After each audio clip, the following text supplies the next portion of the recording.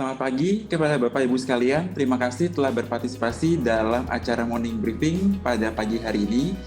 Terima kasih juga telah menyempatkan waktu untuk mengikuti acara morning briefing pre-morning briefing pada pagi hari ini dengan tema FMCG Companies, Are you ready for the current development on increasing compliance atau SP2DK? Jadi seperti yang sudah diketahui sebelumnya, ini memang mungkin sudah ada beberapa topik sebelumnya dengan membawa mengenai SP2DK, cuman ini kita pada pagi hari ini kita akan membahas lebih lanjut mengenai SP2DK yang terjadi terutama untuk FMCG companies. Jadi kita akan coba mengupas lebih lanjut mengenai SP2DK yang sering terjadi, yang sering diberikan oleh pihak kantor pajak untuk di dalam FMCG companies ini.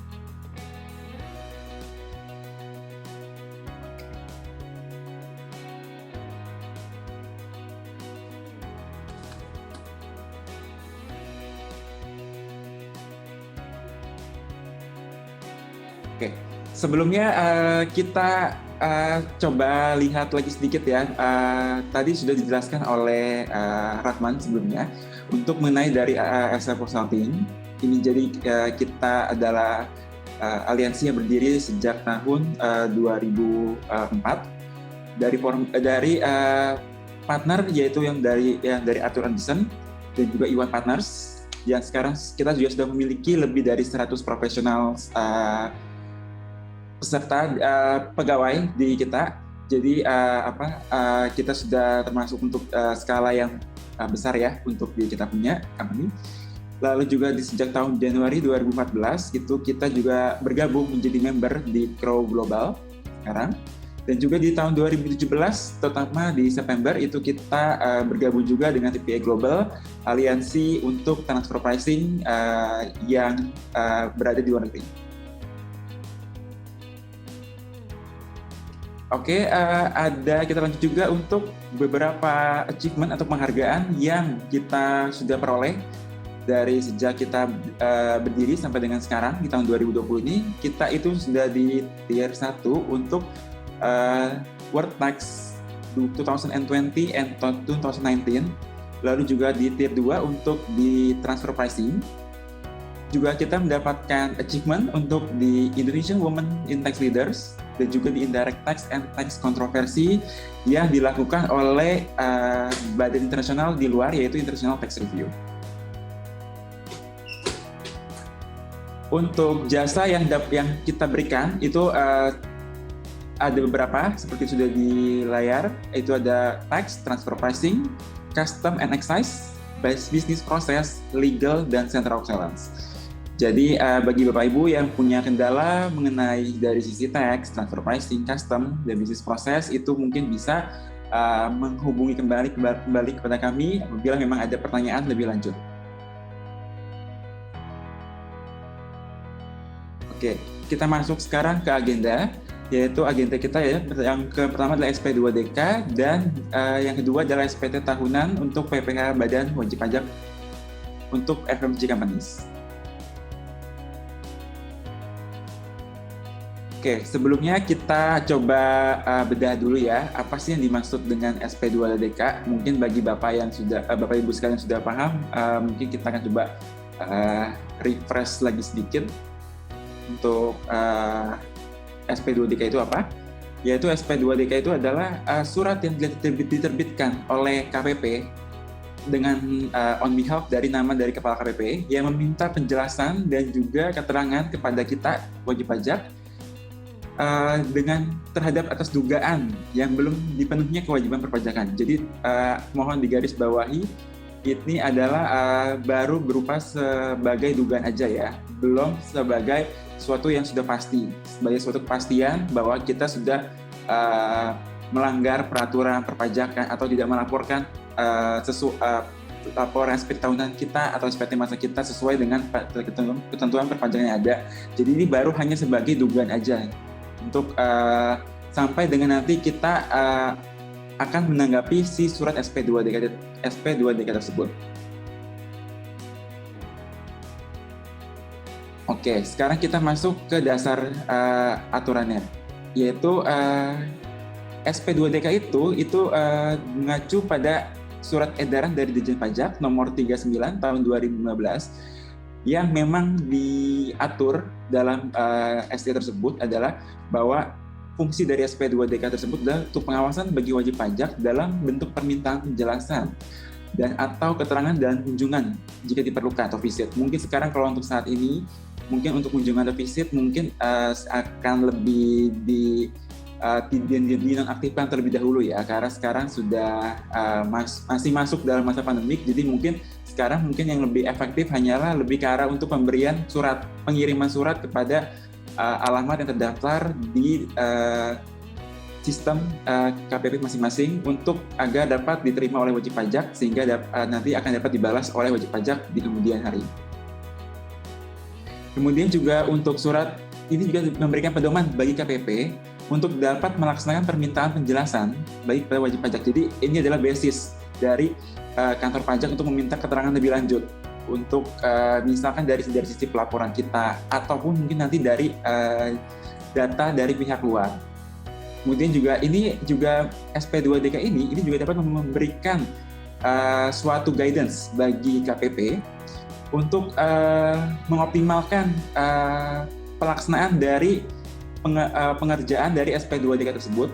Jadinya biar jadinya seragam supaya jadi formatnya ada di dalam ST tersebut juga, jadi supaya tidak berbeda-beda lah antara satu KPP dengan KPP yang lain. Jadi sehingga ini memang fungsi SP2DK supaya memang lebih optimal aja untuk penggalian potensi dari masing-masing wajib pajak di KPP yang terdaftar di KPP domisili.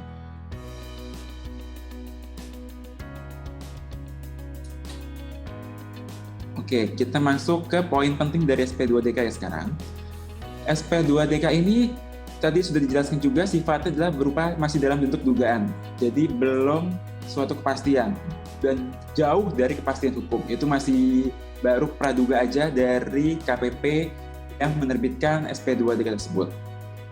Kemudian juga sumber datanya juga ini bisa dari internal, yaitu internal juga bisa dari pelaporan SPT masa, SPT tahunan yang dilaporkan di KPP masing-masing, dan juga data eksternal, data di luar dari KPP. Ini bisa banyak sekali, nanti kita akan bahas lebih lanjut untuk data dari eksternal dari pihak luar KPP itu apa aja. Nah, bagi yang sering menerima SP2DK nih Bapak Ibu sekalian, jadi memang pasti akan ada klausul bahwa jangka waktu dalam menanggapinya adalah 14 hari, kadang-kadang mungkin 14 hari atau 14 hari kerja, itu kadang-kadang tergantung dari formatnya surat di SP2DK tersebut. Jadinya setelah tanggal dikirim atau disampaikan secara langsung kepada pihak wajib pajak. Jadi ada dua metode, dikirim melalui CAPOS dan juga ada disampaikan langsung atau melalui visit. Mungkin sekarang lebih efektif adalah pengiriman lewat pos. Kemudian juga SP2DK itu terbitnya mungkin nggak cuma satu kali, bisa berkali-kali. Kalau misalkan dirasa dari penerbitan pertama kali SP2DK itu kita tidak, wajib pajak tidak memberikan jawaban yang sesuai yang diinginkan oleh yang terpajak atau informasi yang mungkin terbatas. Nah, itu berarti dari pihak KPP itu boleh menerbitkan kembali jawaban dari surat SP2DK pertama kali yang sudah dibalas oleh dari wajib pajak. Kemudian juga jangka waktu dari SP2DK tersebut dapat diperpanjang.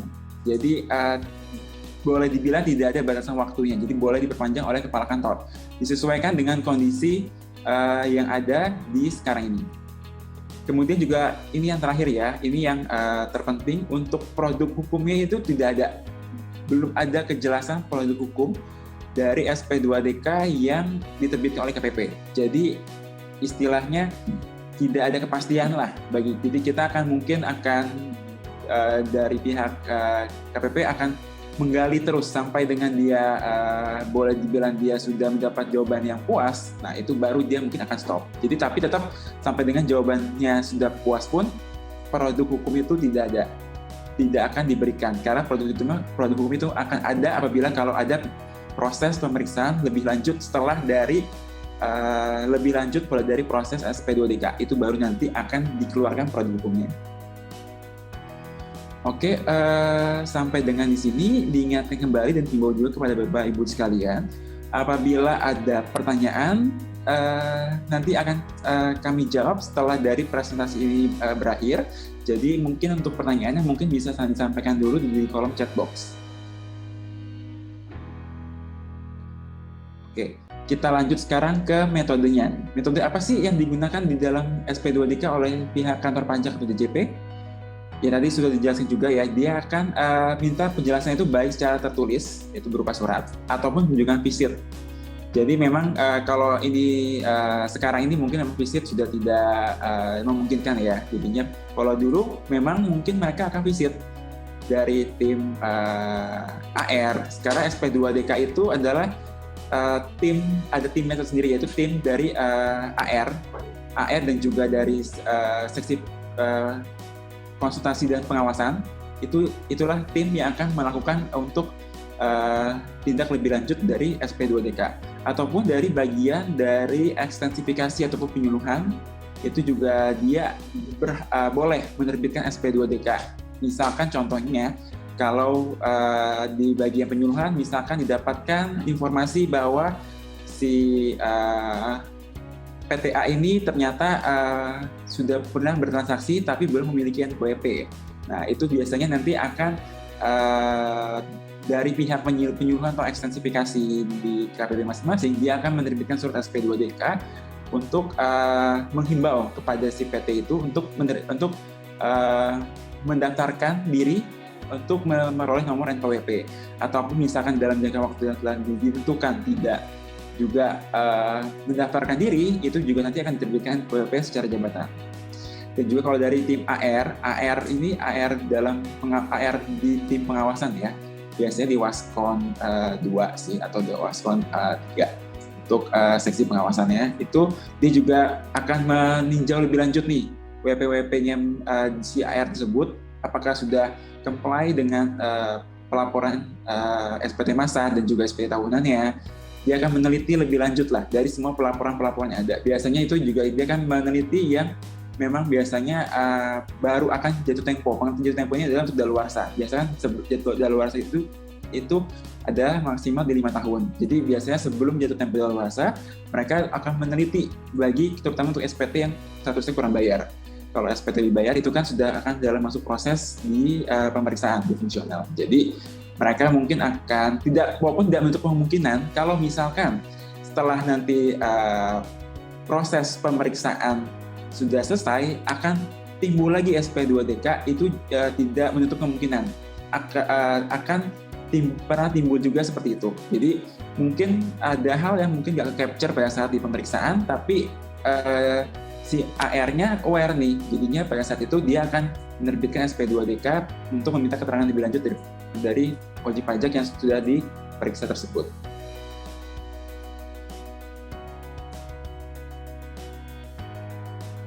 Oke, ini kita lanjut lagi sekarang ke sumber data dari SP2DK yang tadi sudah saya coba jelaskan di awal. Jadi sumber datanya itu apa aja sih? Sumber datanya itu bisa banyak macam ya. Yang paling memang utama itu adalah dari CSI DJP, sistem informasi dari DJP, sistem pelaporan terutama dari masing-masing KPP. Itu merupakan data yang paling istilahnya yang paling mereka gampang peroleh lah istilahnya. Jadinya mereka sudah bisa mendapatkan lebih dahulu, meng-capture lebih terlebih dahulu sebelum mendapatkan data di luar dari data internal mereka. SPT juga sama, ALKET ini atau alat keterangan. Di sini kalau alat keterangan, pengertiannya adalah korespondensi. Bisa jadi korespondensi dari dua KPP yang berbeda.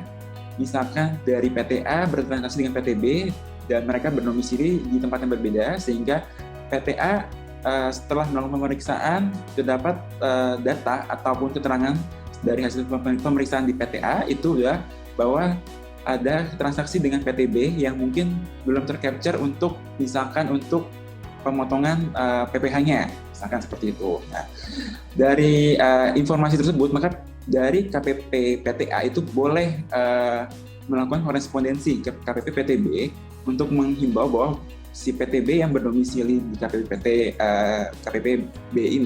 ini terdapat indikasi belum dipotong untuk transaksi objek pajaknya, sehingga apabila seperti indikasi seperti itu maka akan dapat diberikan ya SP2DK untuk diminta keterangan lebih lanjut untuk dari PTB. Lalu juga dari hasil kunjungan atau visit, ini juga bisa. Cuma mungkin kalau sekarang mungkin agak dikurangi ya. Kalau untuk biasanya mungkin sekarang bisa, tapi mungkin nggak langsung. Jatuhnya adalah via Zoom atau via online. Biasanya kalau DJP itu memakainya aplikasinya Zoom. Lalu juga dari instansi pemerintah atau lembaga asosiasi lainnya juga itu bisa didapatkan data ataupun keterangan. Itu tidak untuk kemungkinan juga data keterangan itu bisa diperoleh dari pihak instansi yang lain. Kemudian juga dari hasil pengembangan dan analisis data itu pun juga sama, bisa dapat diperoleh juga data-data yang mungkin dirasa atau diduga tidak sesuai dengan pelaporan yang sudah ada di SPT. Kemudian juga yang paling mudah sekarang ini dijangkau oleh semua pihak yaitu adalah internet, di mana semua orang bisa akses, nggak cuma terbatas orang-orang atau pihak-pihak tertentu aja, semua yang istilahnya yang punya kuota pasti bisa mengakses internet istilahnya. Jadinya itu sangat luas sekali ya kalau di internet itu. Jadinya mungkin kalau untuk internet contohnya adalah misalkan yang lebih paling hits adalah kalau misalkan untuk dari pihak yang lagi tren ini adalah mungkin dari pihak-pihak YouTuber gitu ya, istilahnya yang mungkin sekarang kan mereka juga lagi disorot nih, itu banyak disorot juga untuk pihak-pihak YouTuber gitu kan. Mereka punya penghasilan yang bisa dibilang tinggi lah gitu istilahnya. Jadinya tidak menutup kemungkinan mungkin pelaporan di SPT-nya mereka itu belum tentu comply. Jadi mungkin dia pada saat itu dia mungkin menunjukkan dia punya harta misalkan rumah, mobil, dan mungkin ternyata setelah diteliti oleh si AR-nya si YouTuber tersebut ternyata belum terlapor di laporan SPT tahunannya, yaitu mungkin nanti bisa juga diterbitkan surat SP2DK ke si YouTuber tersebut. Jadi ya seperti itulah untuk data dari internet seperti itu.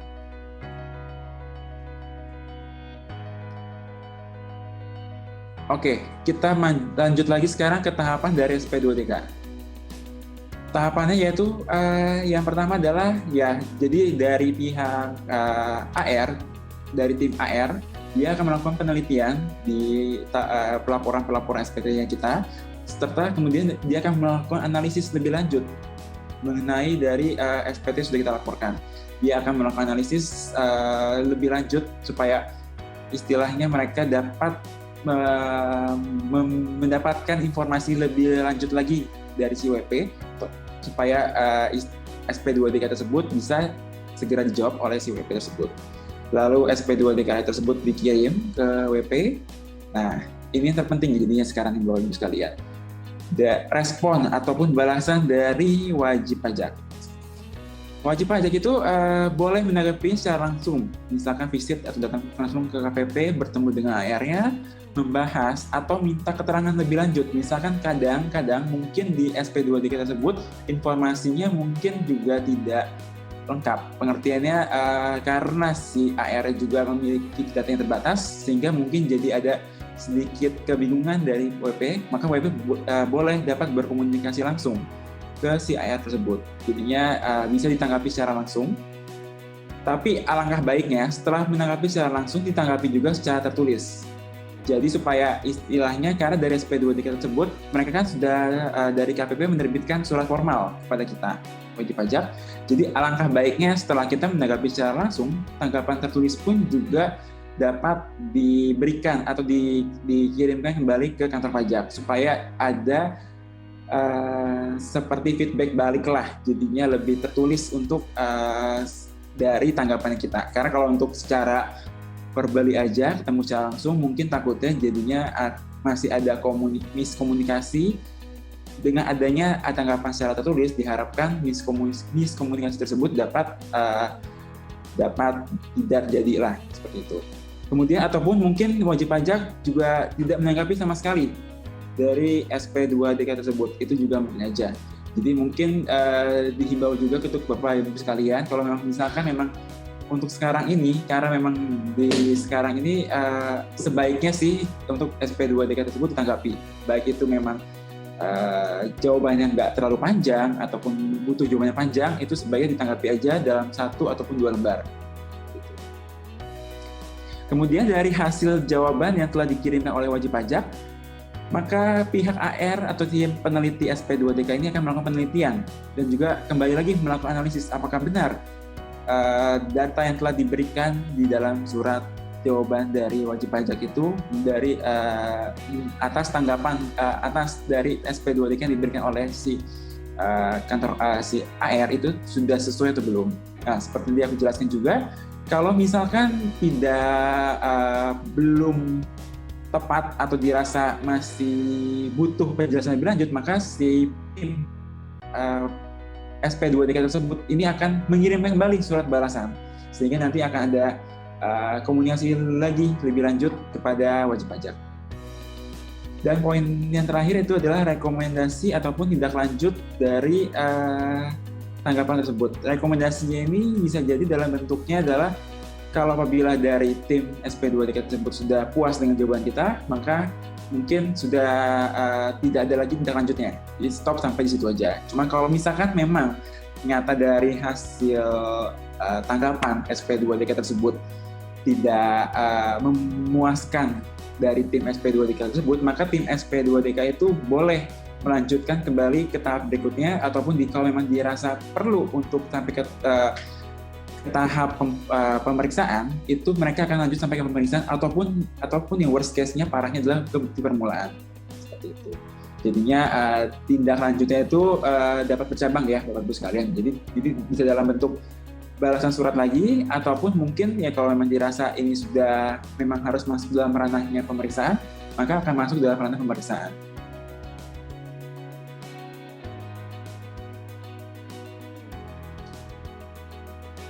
Sekarang kita lanjut lagi ke bagaimana sih cara kita melakukan identifikasi di dalam temuan yang ada di dalam SP2DK tersebut.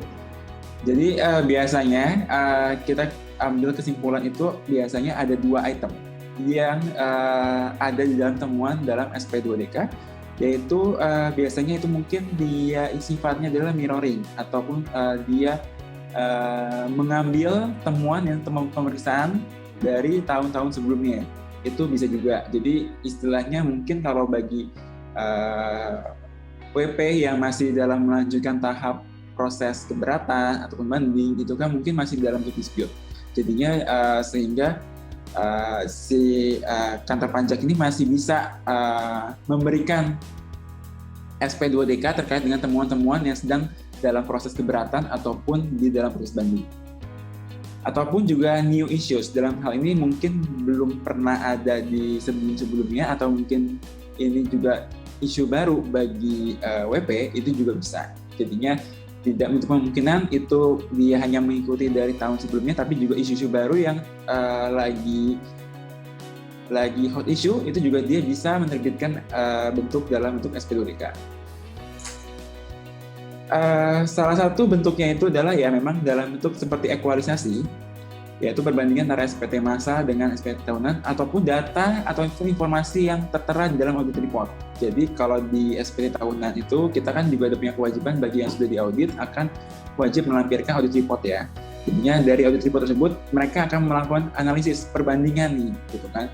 Jadi apakah pelaporannya sudah sesuai dengan audit report untuk SPT tahunannya ataupun yang berbeda. Nah, kalau misalnya ada yang berbeda, atas perbedaan tersebut dia akan bisa tim SP2DK bisa mengkomunikasikannya di dalam SP2DK tersebut.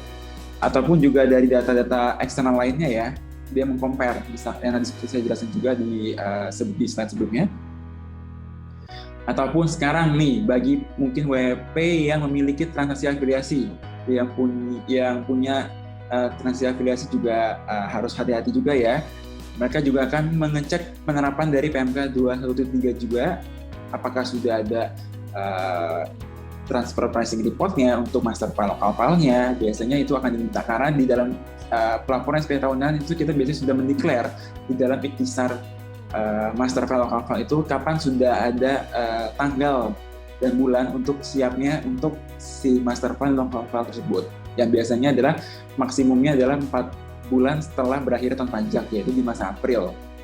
Untuk kalau memang misalkan tahun bukunya adalah Jandes. Lalu juga untuk isu pajak lainnya seperti penerapan DER. Nah ini juga DER ini juga memang juga sering ya ditemukan bahwa perhitungan DR yang diberikan oleh wajib pajak ini apakah sudah sesuai atau belum sih?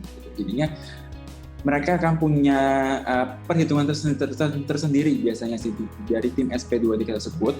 Lalu mereka akan melakukan komparasi dengan perhitungan DR yang sudah diberikan dan dilaporkan di dalam SP tahunan. Apabila mungkin perbedaannya cukup signifikan, itu akan juga bisa menjadi temuan di dalam surat SP2DK tersebut. Ataupun juga penerapan fasilitas pajak yang memang mungkin kita tidak comply. Pengertiannya adalah tidak menjalani sesuai dengan aturan yang ada. Itu pun juga bisa diterbitkan SP2DK atas hal tersebut.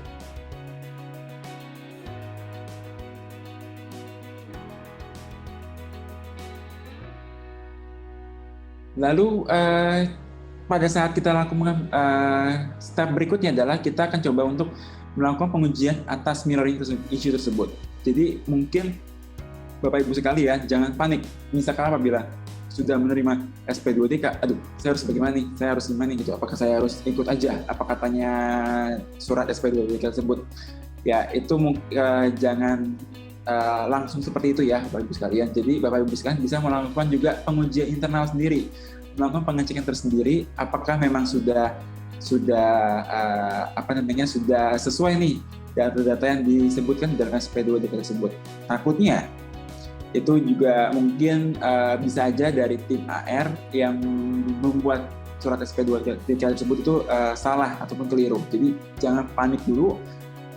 Coba dipelajari lebih lanjut dulu data-data yang sudah dilaporkan di dalam SPT tahunan atau SPT masa dengan isi surat dari SP2DK tersebut. Adapun data-data yang bisa dilakukan pengecekan lebih lanjut yaitu dari dokumen legal, dokumen komersial kita, ataupun dokumen pajak seperti ya pelaporan SPT masa kita, SPT tahunan, itu apakah sudah sesuai dengan ketentuan dari peraturan perpajakan yang ada di Indonesia.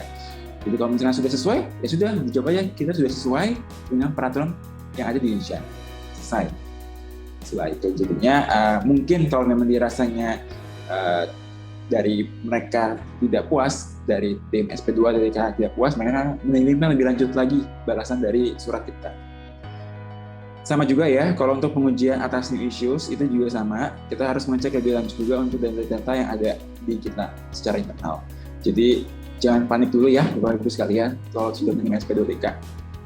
Jadi tetap dipelajari lagi aja lebih lanjut supaya tidak menimbulkan kekeliruan dalam menjawab juga. Karena misalkan nanti dalam surat jawaban SP2DK itu ternyata kita ada keliru, ini takutnya dianggap oleh dari tim SP2DK itu kita jadinya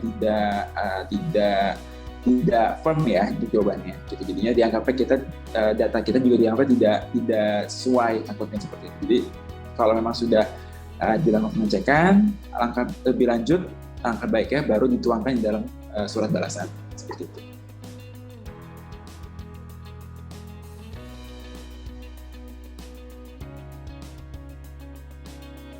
Sekarang kita lihat lagi ke produk dari SP2DK. SP2DK ini bentuknya nanti adalah LHP2DK, yaitu laporan hasil permintaan penjelasan atas data ataupun keterangan. Yang isinya adalah tadi juga telah saya sudah singgung sedikit, yaitu adalah WP telah memenuhi kewajiban perpajakan. Apabila kalau sudah sampai dengan titik itu, berarti bisa dianggap SP2DK atas yang tertuang di dalam SP2DK tersebut sudah selesai. Jadi Bapak Ibu sekalian sudah boleh tenang. Gitu. Cuma mungkin atas hal yang lain itu juga masih bisa ada peluang untuk timbul SP2DK. Lalu juga kalau misalkan WP-nya dinyatakan hasil adalah belum memenuhi kewajiban perpajakan dan kemudian bersedia menyampaikan pembetulan SPT dan juga melunasi kurang bayar yang harus dibayar, nah itu juga jadinya titik temu ya jadinya kalau misalkan nyata setelah diteliti lebih lanjut bahwa memang ada kekurangan bayar yang harus kita lunasi, maka ya WP sebaiknya melunasi untuk kekurangan bayar tersebut. Cuma mungkin nanti akan perlu diperhatikan adalah denda yang akan STP yang akan diterbitkan dari pembayaran dari kurang bayar yang telah dibayar. Itu perlu diperhatikan untuk jangka waktu STP-nya itu jadinya karena ini dia tidak dalam ranah pemeriksaan, itu tidak dalam maksimal 24 bulan ya. Jadi itu bisa lebih dari 24 bulan. Jadi harap diperhatikan. Jadi jangan kaget kalau misalkan nanti dapat terima STP kok lebih dari 24 bulan. Itu karena memang yang bisa untuk 24 bulan itu hanya dalam ranah pemeriksaan aja. Karena ini di luar dari ranah pemeriksaan, maka bisa STP-nya timbul lebih dari 24 bulan. Namun mungkin nanti ada juga satu prosedur yang bisa dilakukan oleh juga Bapak Ibu sekalian, yaitu meminta pengurangan atau diskresi atas STP yang telah terbit tersebut. Jadi minta dikurangkan dengan maksimal di 24 bulan, misalnya seperti itu, mengikuti prosedural untuk dari pemeriksaan. Itu bisa aja kita masukkan surat seperti itu. Cuma nanti jawabannya itu adalah karena sifatnya diskresi, jadinya tidak bisa serta-merta pasti akan diterima oleh si KPP. Bisa jadi ditolak ataupun diterima mungkin sebagian, tapi mungkin tidak sesuai dengan permintaan dari Bapak Ibu sekalian. Ataupun misalkan nih WP-nya bandel, misalkan juga dia nggak balas, dicuekin aja nih semua dari SP2DK-nya dia, maka tim SP2DK juga bisa melakukan mengusulkan lah untuk dilakukan pensus, pemeriksaan khusus. Ini biasanya kalau pemeriksaan khusus ini kalau untuk yang SPT-nya kurang bayar, untuk SPT-nya kurang bayar, itu maka bisa diminta untuk diusulkan pemeriksaan khusus.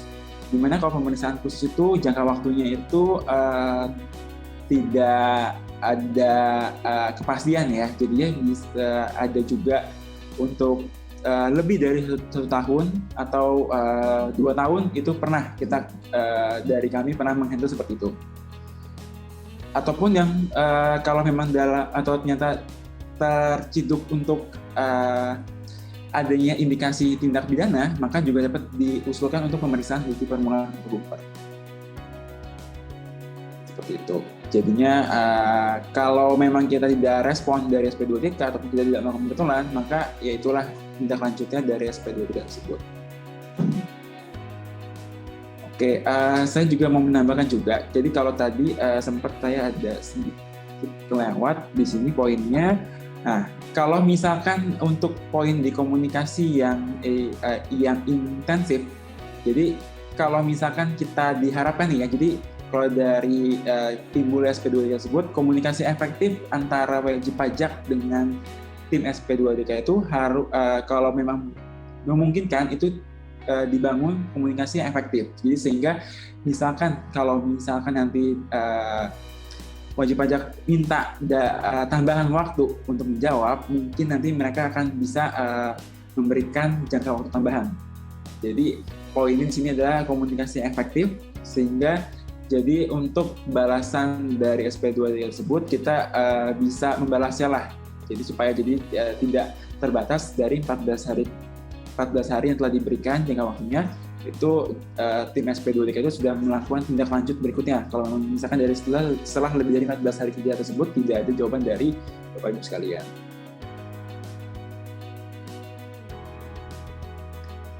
Oke, ini saya mau coba perlihatkan juga ya untuk skema alur dari sengketa pajak.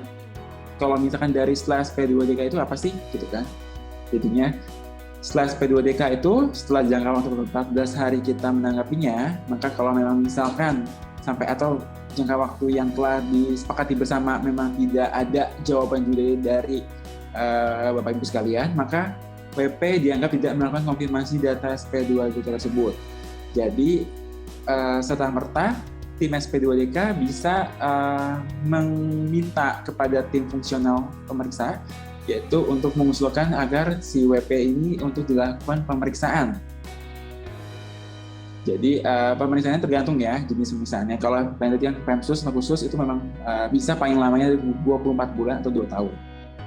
Seperti itu. Jadi karena mungkin prioritas ya jadinya seperti ini. Karena prioritas mungkin tim fungsional kan juga punya prioritas untuk pemeriksaan untuk SPT yang dibayar. Jadi biasanya mereka akan prioritaskan dulu SPT yang lebih bayar, baru nanti kalau memang misalkan ada usulan dari tim SP2DK untuk melakukan pemeriksaan bagi WP yang mungkin SPT-nya kurang bayar, nah itu bisa nanti baru diusulkan pemeriksaan khusus.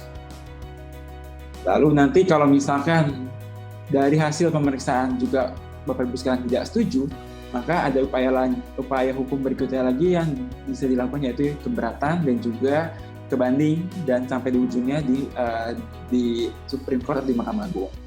Di Mahkamah Agung itu adalah step paling terakhirnya untuk dari upaya hukum yang ada.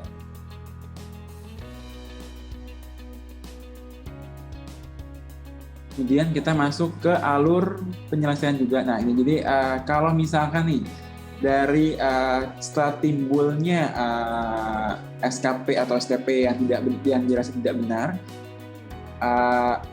jadi kita juga setelah dari hasil pemeriksaan kita dirasa ini pembatalan SKP atau STP ini tidak benar, ini dalam pengertiannya kondisinya tidak memenuhi prosedural yang telah diatur dalam proses pemeriksaan, itu bisa diminta untuk pembatalan SKP ataupun juga penghapusan atau pengurangan ya. Kalau memang misalkan dirasa memang berat itu STP-nya, itu juga bisa diminta penghapusan ataupun pengurangan sanksi pajaknya. Ataupun juga upaya ya tadi setelah dari pemeriksaan itu ya upaya keberatan. Jadi upaya hukum keberatan ini dilakukan oleh DJP juga, tapi biasanya dilakukan oleh kantor wilayah ya. Jadi bukan KPP, di atasnya lagi itu kantor wilayah. Dalam jangka waktu penyelesaiannya adalah maksimal di 15 bulan. Jadi setelah dari keluar SKP, 3 bulan maksimum, dan setelah tanggal terbit SKP, kita sudah harus memasukkan surat keberatan kita ke KPP yang diproses maksimal dari 15 bulan. Tidak ada kata setuju lagi dari pengertian tidak ada dari tim peneliti keberatan ini dia menolak surat keberatan kita, maka kita dapat lagi maju ke tahap berikutnya, yaitu tax appeal ataupun tax claim, di mana ini dilakukan di pengadilan pajak ya tentunya. Dengan jangka waktunya itu bisa lebih dari 21 bulan. Jadi ini jangka waktu penyelesaiannya sampai dengan dari proses persidangan sampai dengan dikeluarkannya putusan bandingnya itu bisa sampai dengan lebih dari 21 bulan, ataupun kadang-kadang ekstrimnya bisa juga lebih dari 2 tahun. Itu pernah kejadian di klien kita seperti itu juga. Jadinya cukup lama lah gitu jadinya, karena memang batasan untuk menerbitkan putusan itu memang tidak ditentukan ya sebelumnya. Jadi memang tergantung dari tim majelis hakimnya apakah sudah bisa memutuskan perkara tersebut. Tapi kalau untuk tax claim ini atau gugatan, ini jangka waktu penyelesaiannya juga biasanya akan lebih cepat daripada untuk penyelesaian untuk banding ya. Tapi mungkin bisa lebih dari 10 bulan juga, cuma mungkin biasanya akan lebih cepat dibandingkan banding. Tidak puas lagi kalau misalkan nanti putusan PP-nya menolak permohonan banding dari Bapak Ibu sekalian, kita bisa masuk lagi ke ranah Mahkamah Agung. Ini pun juga sama, di Mahkamah Agung biasanya juga jangka waktunya tidak ada kepastian, cuma biasanya sih sekarang ini Mahkamah Agung sudah mulai lebih cepat ya prosesnya ya. Jadi biasanya mungkin bisa kurang dari 10 bulan itu juga sudah bisa menyelesaikan putusannya. Tapi tidak untuk kemungkinan bisa lebih dari 10 bulan, itu juga bisa baru putusan Mahkamah Agungnya keluar. Jadi tidak ada kepastian juga kapan bisa keluarnya, seperti itu. Jadi ya harus Bapak Ibu sekalian bisa lebih untuk aktif rajin untuk mengecek ke website ya. Karena itu kalau misalkan nanti Bapak Ibu sekalian itu menerima nomor registrasi dari Mahkamah Agung, Bapak Ibu sekalian bisa mengeceknya di dalam website Mahkamah Agung. Nanti itu akan bisa keluar. Karena di dalam Mahkamah Agung itu tidak ada lagi proses persidangan. Jadi itu proses persidangannya itu berjalan sendiri secara internal setelah kita memasukkan surat permohonan peninjauan kembali ataupun apabila kontra memori, kalau misalkan dari sisi terbanding ataupun dari sisi DJP yang melakukan peninjauan kembali.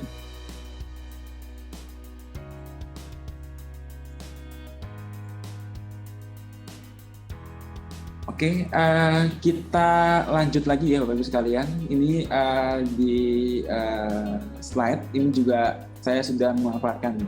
Jadinya contoh-contoh kasus apa sih yang biasanya sering dihadapi kalau untuk perusahaan FMCG company ini.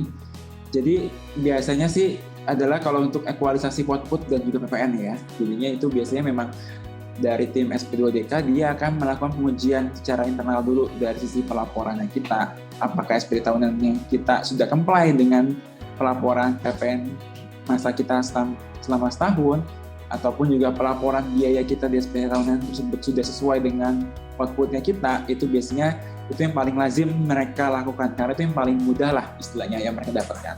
Jadinya perlu diperhatikan ya, jadinya biasanya ekualisasi untuk peredaran usaha dengan PPN, untuk biaya-biaya itu juga sama, biaya gaji untuk PPh 21, untuk biaya jasa itu juga PPh 23, juga untuk transaksi dengan pihak luar negeri itu juga sama, itu juga PPh 26, itu juga biasanya dia akan memperhatikan lebih lanjut. Kemudian untuk bukti potong di sini pengertiannya adalah lebih ke arah untuk kredit pajak ya Bapak Ibu sekalian. Jadi kredit pajak mungkin contohnya adalah seperti ini. Jadi pada saat pelaporan SPT tahunan si perusahaan FMCGA ini dia sudah melaporkan SPT tahunannya lebih awal. Misalkan contohnya dia laporan di masa Maret. Sedangkan bukti potong kredit pajak yang dia terima atau untuk yang diterima oleh si perusahaan FMCG ini telat istilahnya. Jadinya dia sudah dia tidak mengkreditkan si bukti potong tersebut, dan akan tetapi lawan transaksi yang memotong kredit pajak tersebut itu kan melaporkan di sisi mereka, di sisi SPT mereka. Jadi dari tim SP2DK itu bisa melakukan pengecekan lebih lanjut atas bukti potong kredit pajak yang sudah dilaporkan oleh si perusahaan FMCG ini. Cuman ternyata ada satu atau dua yang belum terlapor nih di listing SPT kita di form 17713 ya, biasanya seperti itu. Itu jadi dianggapnya ada indikasinya nantinya adalah ada peraturan,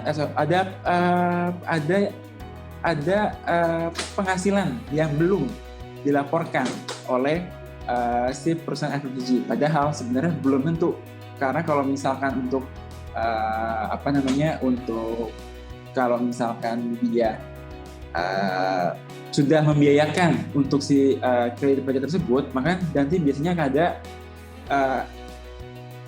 rekonsiliasi fiskal biasanya kan di SP2 badan. Cuman mungkin itu kan mungkin karena si tim SP2DK tidak menerima detail lebih lanjut, maka dia baru mengindikasi bahwa ada penghasilan yang memang belum dilaporkan oleh si wajib pajak tersebut. Jadi seperti itu contoh kasus di SP2DK-nya ya. Kemudian konfirmasi negatif. Nah, kenapa saya put lagi konfirmasi negatif pajak masukan? Nah ini, meskipun kita sudah e-faktur ya, cuman ini juga pertanyaan juga sih bagi kami juga ya ke tim pemeriksa biasanya sih, kenapa kita menemukan biasanya ada konfirmasi negatif untuk pajak masukan. Karena kondisi gini, kalau misalkan kita sebagai penerima faktur pajak masukan, kita biasanya mungkin sudah melaporkan pada saat kita menerima faktur pajak tersebut. Akan tetapi mungkin ada indikasi si penerbit faktur pajak keluarannya lawan transaksi menerbitkan faktur pajak tersebut itu melakukan revisi ataupun penggantian faktur pajak. Nah, dan mungkin belum menginformasikan kepada Bapak Ibu sekalian, sehingga dia hanya melakukan revisi saja di pelaporan SPT masanya mereka, tapi mungkin lupa atau tidak menginformasikan ke lawan transaksinya ke Bapak Ibu sekalian. Nah, nanti pada saat dikonfirmasi seperti itu, nanti tidak akan match jatuhnya, karena nanti bahwa yang dilaporkan untuk si konfirmasi negatif tersebut, faktur pajak masukannya akan dianggap jadi konfirmasi negatif karena tidak tepat, karena lawan transaksi sudah mengganti faktur pajak tersebut ataupun membatalkan ekstrimnya. Jadi kadang mungkin bisa seperti itu. Jadi dia baru melakukan pembetulan, revisi ataupun pembatalannya itu setelah kita memasukkan faktur pajak tersebut ke dalam sistem faktur. Jadi pada saat di awal mungkin diterima di dalam sistem faktur, tapi setelah itu nanti dia melakukan pembetulan dan tidak menginfokan. Nanti pada saat di pemeriksaan atau pada saat di SP2DK jatuhnya nanti akan ada timbulan konfirmasi negatif dari faktur pajak pemasukan tersebut. Kemudian untuk yang juga yang mungkin lagi tren-trennya juga ya, ini adalah untuk endorsement PPF 03. Ini biasanya terjadi kalau memang Bapak Ibu sekalian melakukan transaksi dengan pihak lawan transaksi yang berada di kawasan bebas, misalnya contohnya di Batam. Nah, untuk pemasukan barang ke dalam kawasan bebas Batam itu selain kelengkapan dari bea cukai, itu juga mohon diperhatikan juga untuk kelengkapan dari endorsement form PPF 03, di mana memang ini merupakan kewajiban dari pihak pembeli yang berada di kawasan bebas untuk yang melaporkan ke KPP domisilinya dia berada. Tapi biasanya kalau misalkan memang pihak pembelinya tidak melakukan, nah ini biasanya sering terjadi nih kalau sekalian. Jadi dari KPP biasanya akan mengembalikan nih ke kita bahwa dia akan meminta kita mana nih form endorsement PPF 03, karena kondisinya adalah kalau lawan transaksi yang berada di kawasan Batam itu kan biasanya untuk PKP-nya status PKP sudah dicabut, jadi mereka tidak bisa melakukan lagi penelitian lebih lanjut kepada lawan transaksi yang berada di kawasan bebas. Jadi mau nggak mau si pihak KPP melakukan transaksi kepada kita sebagai pihak yang menerbitkan faktur pajak keluaran untuk untuk ke pengusaha yang berada di kawasan bebas atau kawasan Batam. Karena peraturan yang sekarang ini sudah ada klausul ya, untuk kalau memang misalkan kita juga sebagai pihak yang menerbitkan faktur pajak atau pihak penjual, ini dihimbau untuk melakukan pengawasan, membantu melakukan pengawasan kepada pihak pembeli untuk melakukan proses endorsement PPF 03. Jadi alangkah baiknya kalau misalkan Bapak Ibu sekalian, apabila memang yang melakukan transaksi dengan pihak yang berada di kawasan bebas, pihak Bapak Ibu sekalian itu meminta setidaknya kopi dari endorsement PPF 03 tersebut untuk sebagai filing bagi Bapak Ibu sekalian. Karena ini di klien kita kebetulan sudah ada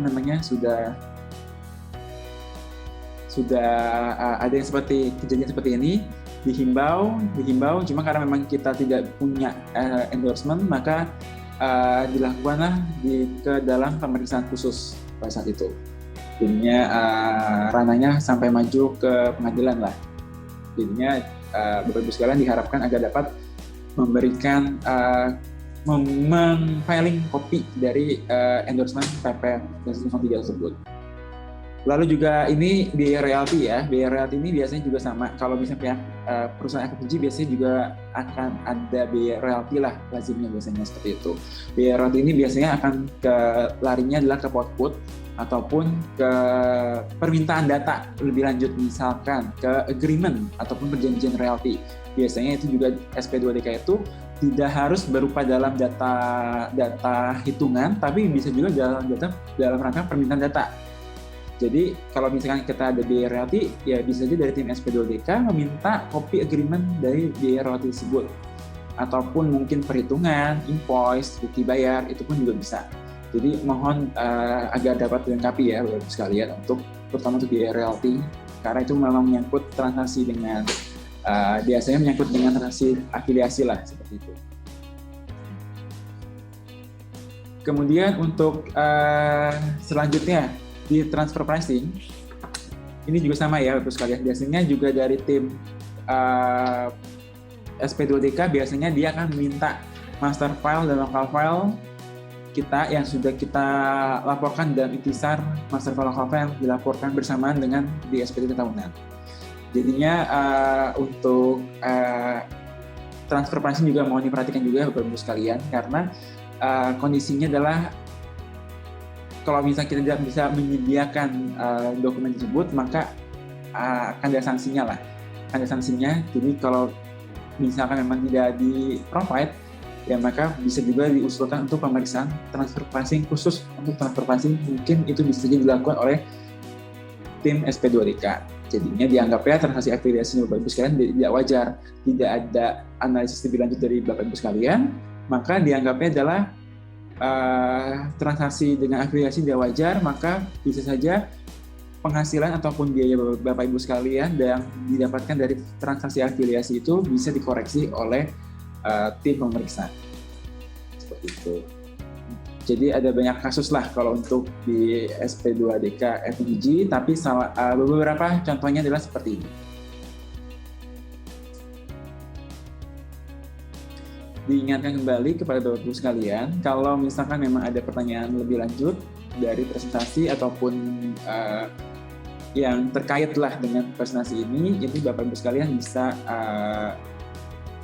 put di dalam kolom chat, nanti kami akan coba jawab di setelah akhir presentasi.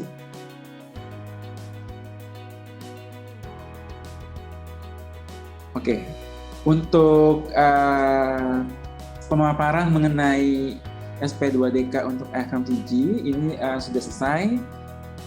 Kita lanjut lagi ke dalam lebih ke arah untuk refreshing aja sih untuk di pelaporan PPh badan ya, atau SPT tahunan dari Bapak Ibu sekalian. Yang dimaksud dengan SPT adalah diisi dengan benar dan lengkap dan jelas itu yang seperti apa sih? Bukan itu yang menjadi tanda tanya bagi Bapak Ibu sekalian, gitu. Yang diisi benar lengkap itu seperti apa, gitu kan?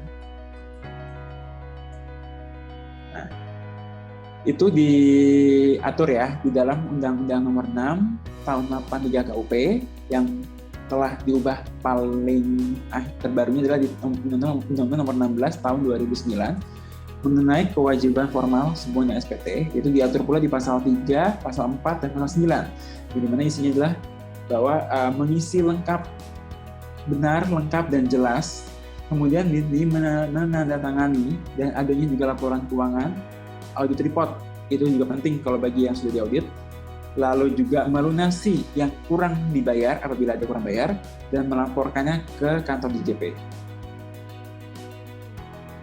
Itu yang diatur di dalam pasal 3, 4, dan 9. Nah, definisi benar ini adalah benar dalam perhitungan, termasuk juga dalam penerapan ketentuan perundangan perpajakan. Tapi yang perlu diperhatikan juga, walaupun benar tapi dalam perhitungan juga dalam sesuai dengan peraturan perpajakan, tapi kalau dalam penulisan ataupun dalam penjelasan di dalam SPT itu keliru, ya maka SPT-nya bisa dianggap tidak benar ataupun keliru, sehingga perlu dilakukan pembetulan apabila memang masih belum dilakukan proses pemeriksaan. Dan juga SPT yang dilaporkan harus sesuai dengan keadaan yang sebenar-benarnya, jangan keadaan yang mengandai-andai. Jadi jangan yang harus sesuai dengan data konkret yang ada, yaitu berupa audit report ataupun pelaporan pelaporan laporan keuangan apabila memang kalau Bapak Ibu sekalian perusahaannya masih belum diaudit karena masih dianggapnya revenue-nya atau penghasilan masih di bawah 50 miliar lah seperti itu.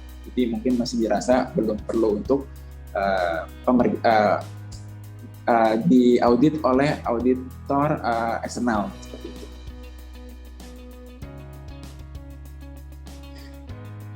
Diingatkan lagi untuk formulir-formulir juga yang harus dilengkapi di dalam SPT tahunan badan. Yang untuk pasti adalah harus ada induk, harus ada lampiran 1 yang berisi untuk keterangan data dan nilai untuk koreksi fiskal kita, dan juga untuk formulir lampiran 2 17712 yaitu untuk mengenai laporan keuangan kita. Biaya-biaya selama setahun itu dilaporkan di dalam formulir 17712. Nah, untuk juga yang formulir 17713 juga sama, kalau ada kredit pajak yang Bapak Ibu sekalian memang merasa dipotong dan sudah menerima dari lawan pihak kontraksi, maka dilaporkan di dalam lampiran 17713 tersebut.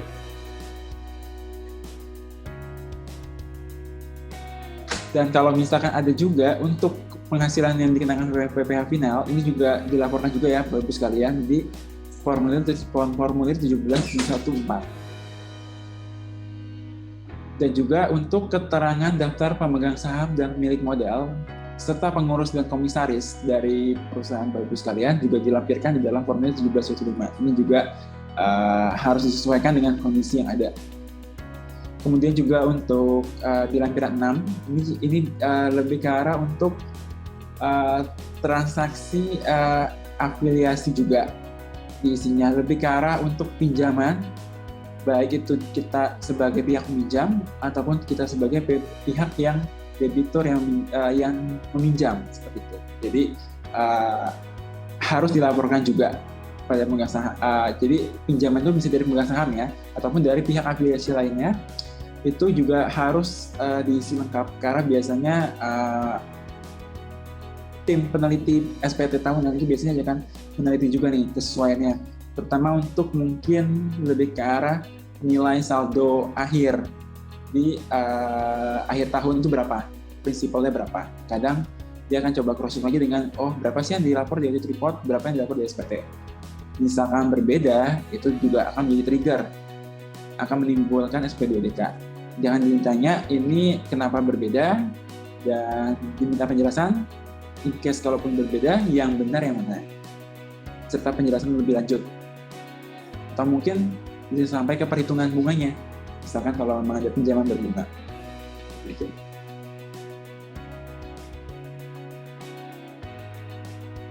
Nah, sekarang dengan sudah adanya e-filing ya untuk pelaporan di SPT tahunan badan, maka juga ada beberapa hal nih yang saya coba reminder lagi nih untuk lapor attachment ataupun lampiran apa aja yang memang harus dilampirkan pada saat pelaporan e-filing, yaitu laporan keuangan. Laporan keuangan itu bisa berupa bentuknya audit report ataupun laporan keuangan non-audit yang telah ditandatangani oleh pihak yang berwenang. Cuman memang namanya harus disesuaikan ya, sesuaikan dengan nama CSV pada saat ekstrak dari ISPT PPh Badan. Lalu ujungnya dikasih keterangan lagi kode LK. Dan itu sifatnya adalah mandatory atau wajib. Kalau kita nggak melampirkan, maka itu nggak bisa dilapor SPT tahunan kita. Ini kalau rekapitulasi untuk peredaran usaha bagi WP yang memakai PP 23 tahun 2018 ya.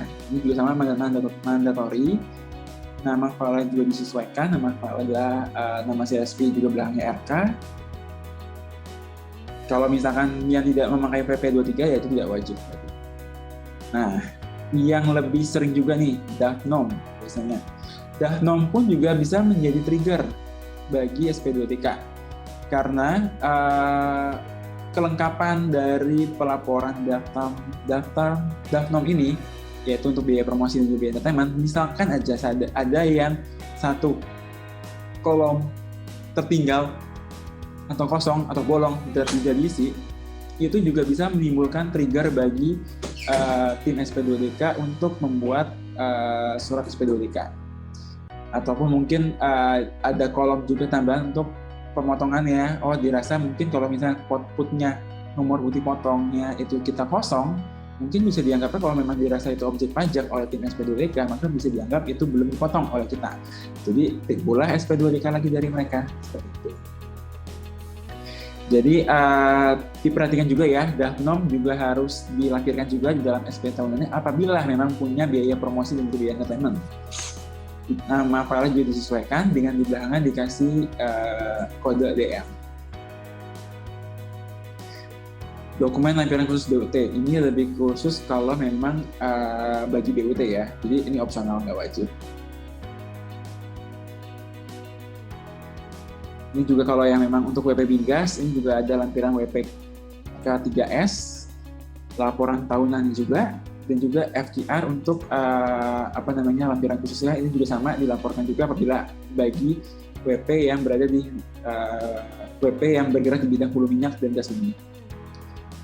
Nah, laporan DER juga sama. Ini kalau misalkan tadi saya juga sampaikan juga ya, kalau DER hitungannya berbeda dengan perhitungan yang dari tim SP2TK, maka mereka juga bisa membawa selisih perbedaan tersebut ke dalam SP2TK. Jadi ini tolong diperhatikan kembali untuk perhitungan dan pelaporan dari yang dari Bapak Ibu sekalian itu sudah memenuhi kriteria di dalam PMK 165 tahun 2015.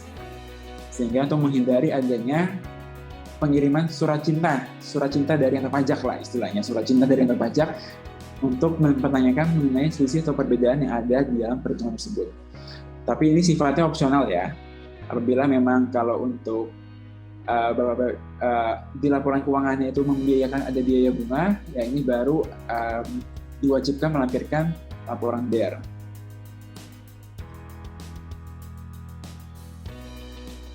Dan dokumen-dokumen lainnya seperti untuk country by country report notifikasinya itu pun juga sama, itu juga harus dilampirkan ya tanda terimanya. Kalau bagi yang memang tidak wajib membuat country by country report, cukup hanya tanda terimanya aja yang dilaporkan di dalam DJP online. Nah, ini juga Star dokumen induk dokumen lokal itu juga sama, harus wajib dilampirkan.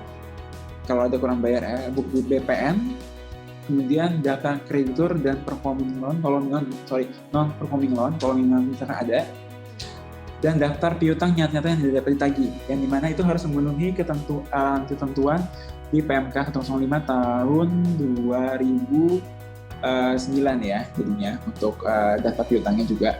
Ini kalau memang bagi yang membiayakan aja sih, biaya piutang tidak tertagih. Kalau misalkan memang tidak memenuhi syarat ini, ya sebaiknya di SPT tahunnya sudah dikoreksi fiskal ya untuk biayanya. Dan juga daftar sarana dan fasilitas beserta dengan daftar penggantian dalam bentuk natura, itu juga sama. Juga kalau memang misalkan untuk daerah tertentu sesuai dengan PMK 167 tahun 2018.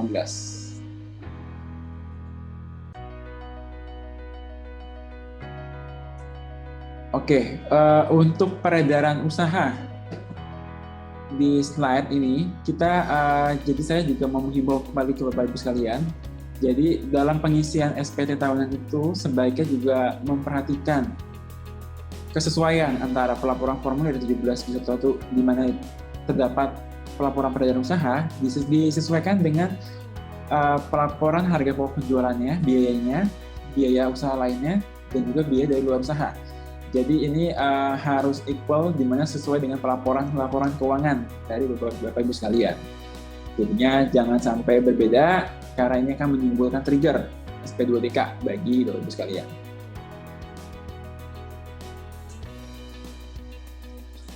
Untuk dari sisi pemotongan dan pemungutan juga sama ya, juga ini harus disesuaikan juga.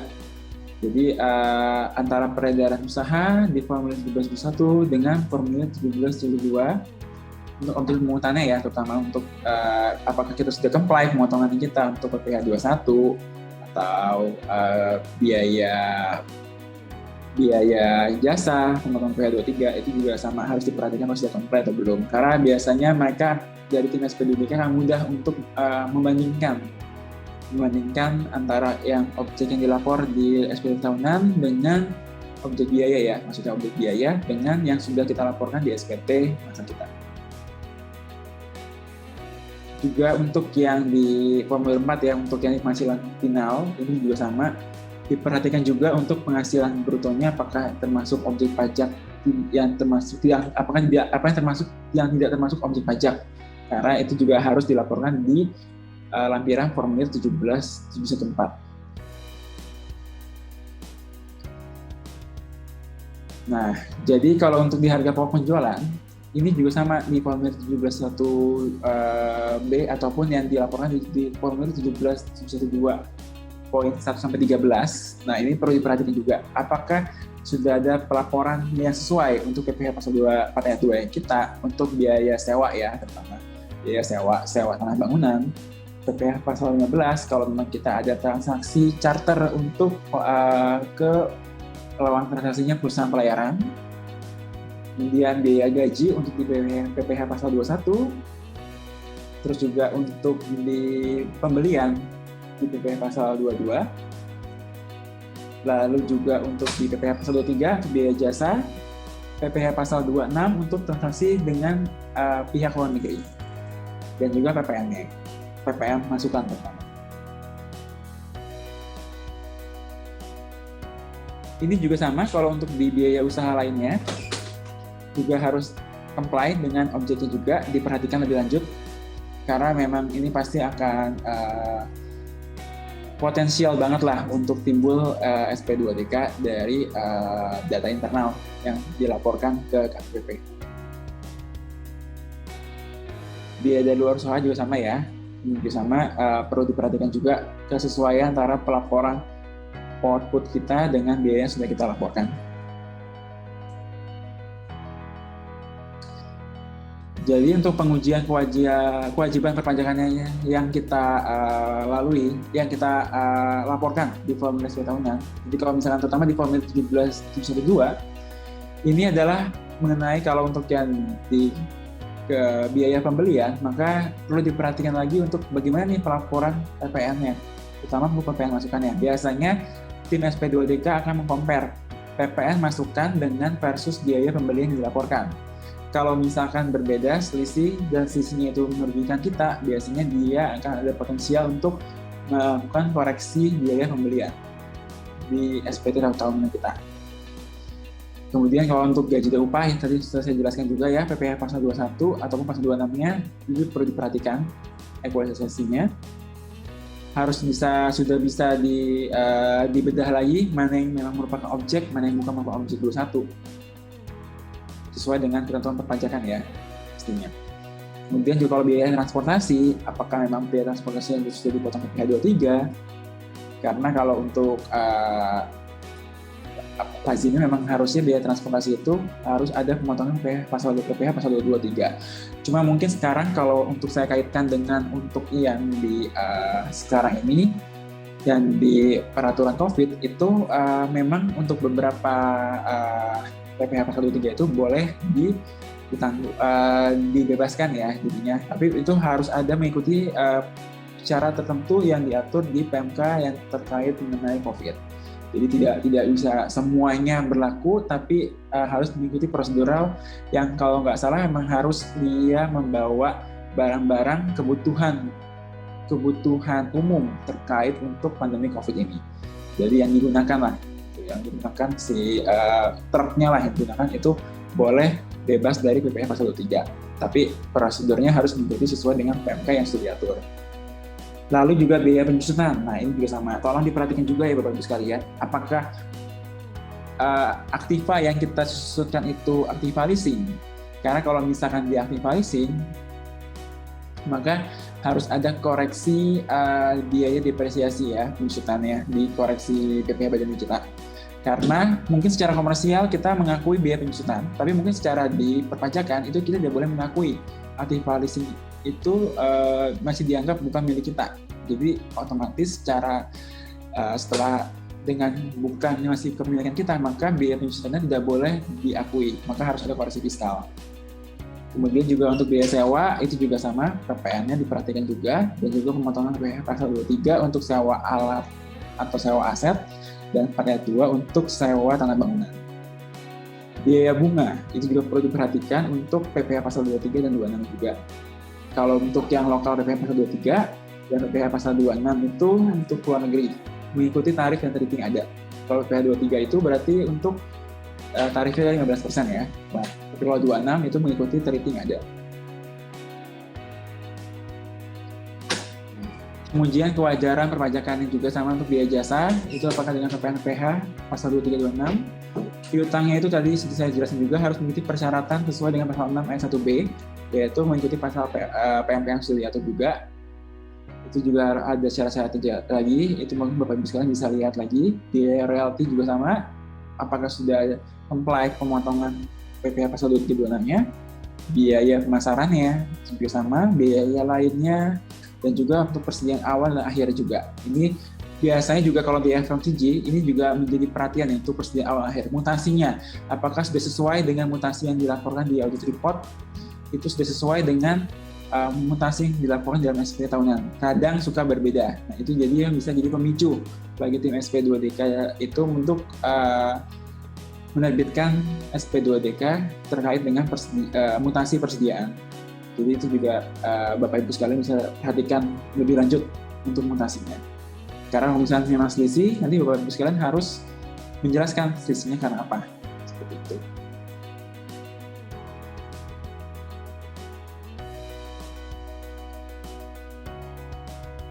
Oke, untuk pemaparan dari morning briefing pada pagi hari ini sudah selesai.